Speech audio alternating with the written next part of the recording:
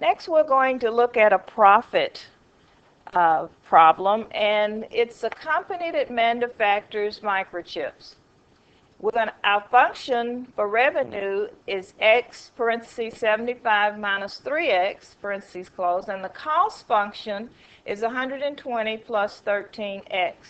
We have five questions that we have to answer pertaining to this. Also, the X is in the millions of chips, and the revenue and cost are in millions of dollars. So both functions are going to have a domain of, but 1 is less than or equal to X is less than or equal to 20. So the domain is 1 to 20. First of all, we need to reflect back on profit. Profit is equal to revenue minus the cost. So if we would fill in, replace R, that would be X times 75 minus 3X minus 120 plus 13X. And let's put that in parentheses because those signs are going to change. Let's combine this and simplify. We have 75X minus 3X squared minus 120 minus 13x. Combining like terms, we end up with a negative 3x squared plus 62x minus 120. So now this is our profit function. A negative 3x squared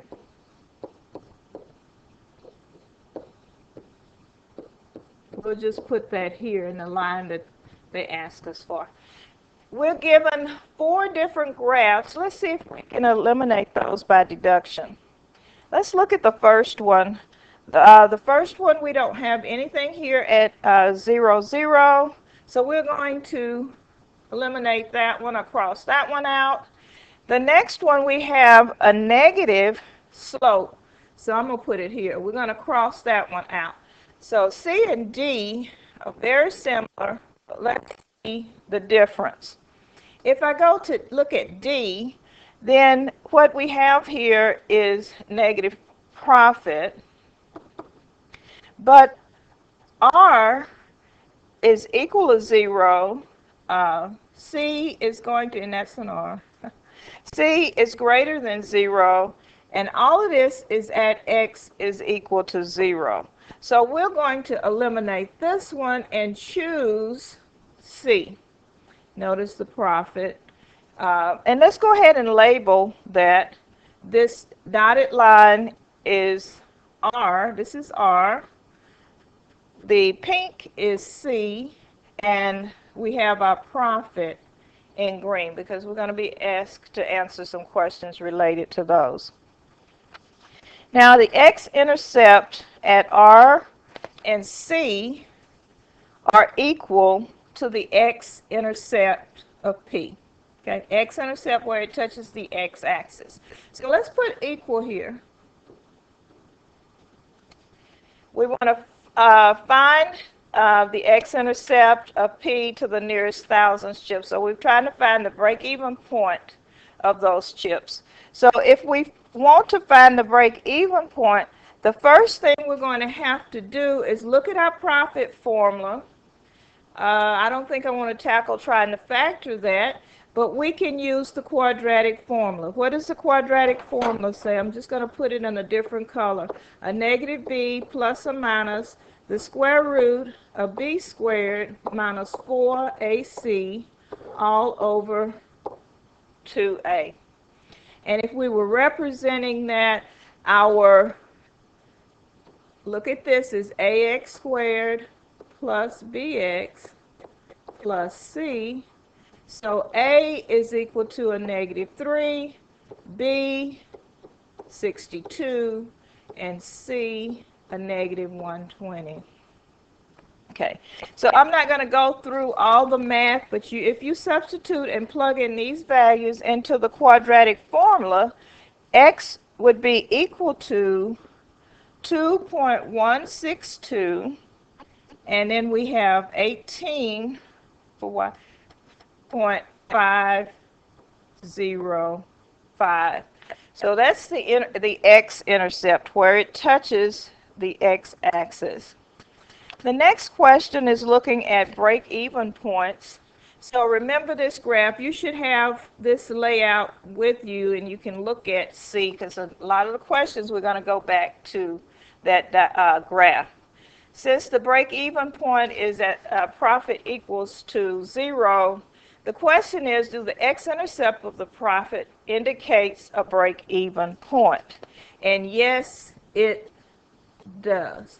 Let's refer back to the x-intercept and where the profit is. Okay? The other question asked, referring to the maximum profit, appears to occur at the same output level as the maximum revenue. Now we're looking at why. And that answer is no. Let's see, on D, that answer is no, because the X value of the maximum profit is different than the X value. So this one is the X value.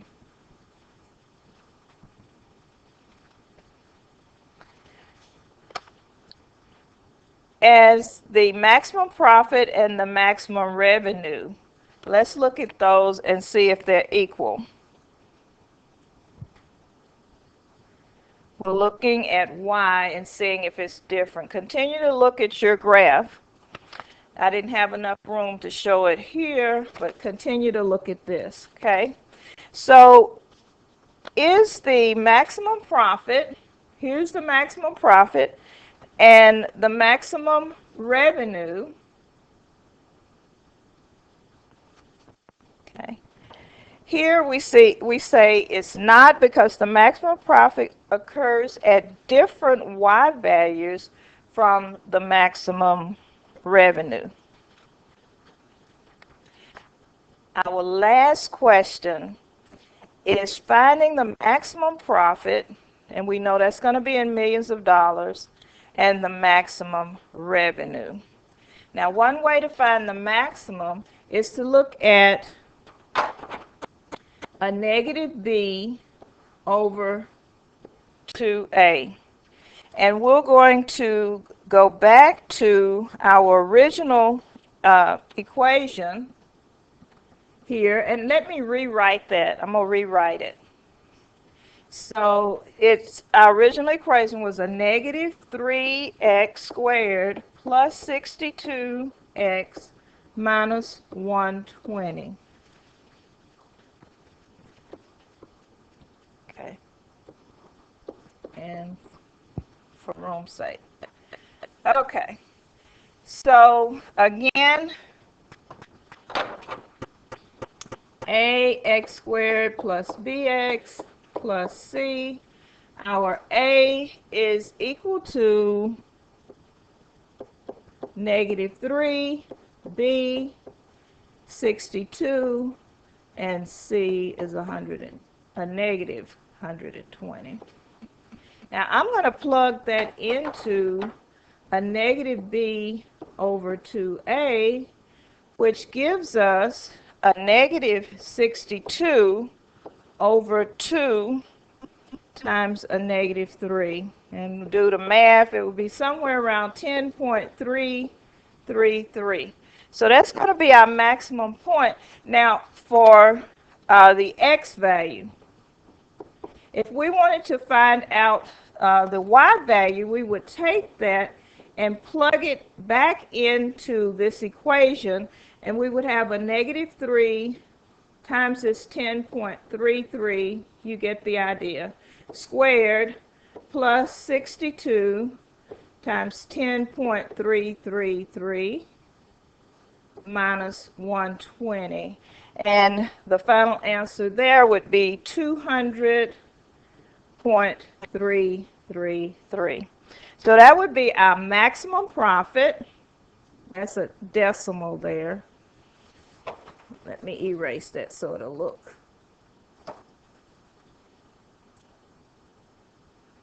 I don't know if it looks a little better or not. So let me put it up here. So 200, 3, 3, 3, and over here we said the maximum profit is 200.333, and it occurs when X value is 10.333, and that's in millions of chips.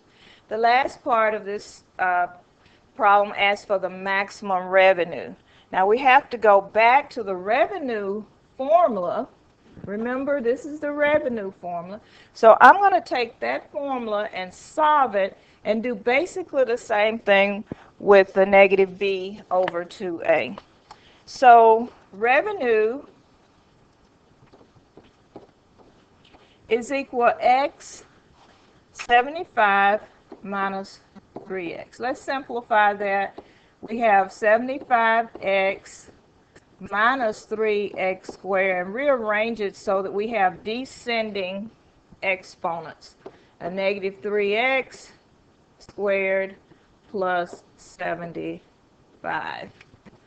In this problem now, if we would use a would be equal to a negative 3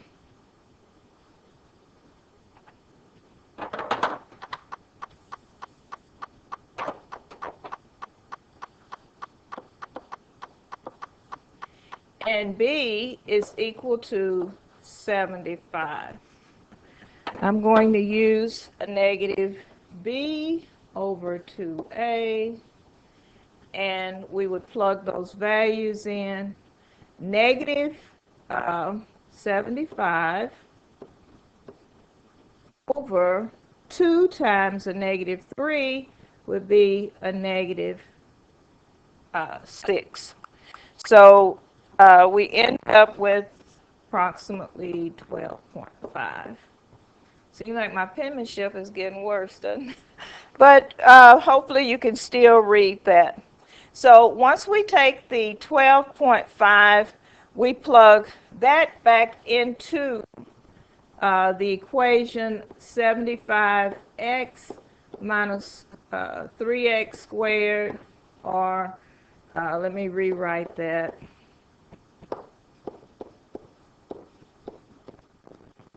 And putting those values in, the value that we found here, we will get 468.750. So that would go here.